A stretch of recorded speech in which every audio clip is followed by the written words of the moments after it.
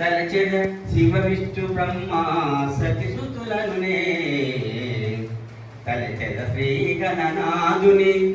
తలచెద శివ విష్ణు బ్రహ్మ సతిసుతులనునే తలచెద పూర్వక బిందుల తలచెద పూర్వక బిందుల తలచెద ననుగన్న తల్లి కన్నుల నిపుడులు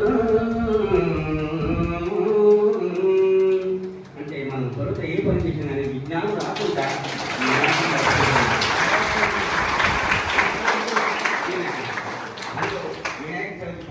ఆత్మబాంధవులార వినవయ్యా నీ కవీశ్వరుడగాను చదువలేదిక ఆంధ్ర శాస్త్రములను లెస్స